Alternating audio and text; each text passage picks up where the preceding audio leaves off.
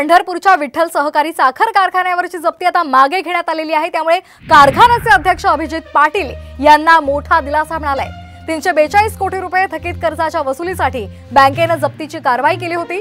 कारखान्याचे अध्यक्ष अभिजित पाटील यांनी भाजपला पाठिंबा दिलाय। जप्तीची कारवाई झाल्यानंतर त्यांनी फडणवीसांची भेट घेतली होती। अखेर त्यांच्या कारखान्यावरील जप्ती आता मागे घेण्यात आलेली आहे। आताची महत्त्वाची बातमी आपण पाहतोय। कारखान्याला नोटीस जारी केल्यानंतर अभिजित पाटलांनी देवेंद्र फडणवीसांची भेट घेतली होती। यावेळी आपल्यामध्ये आणि देवेंद्र फडणवीसांमध्ये सकारात्मक चर्चा झाल्याची माहिती सुद्धा अभिजित पाटील यांनी प्रसार माध्यमांना दिली होती। आणि या संदर्भात बोलण्यासाठी स्वतः अभिजित पाटील आपल्याशी फोनवरून जोडले गेलेले आहेत। अभिजित पाटील, स्वागत आहे आपलं। आपल्या कारखान्यावरची जप्ती आता मागे घेण्यात आलेली आहे, नेमकं काय कारण आहे, तुम्हाला दिलासा मिळालाय?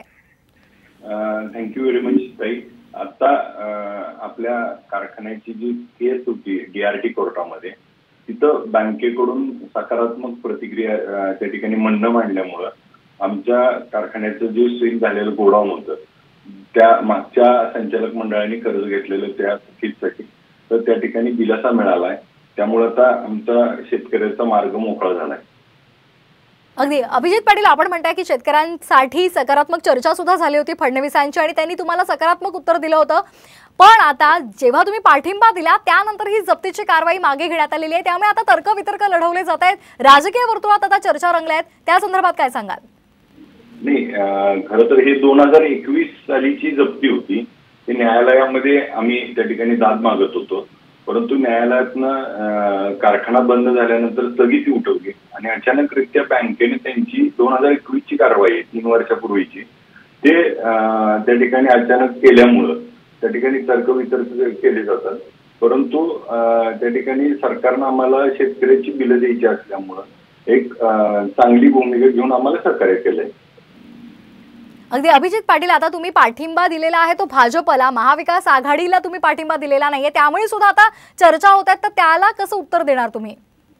नाही, महत्वाचं काय आहे की आम्हाला त्या ठिकाणी शेतकऱ्यांनी मला कारखान्यासाठी निवडून दिलं, बंद पडलेला कारखाना सुरू करण्यासाठी। आणि मग मला पहिली प्रायोरिटी माझी शेतकरी आणि त्या ठिकाणी माझे सभासद आहेत।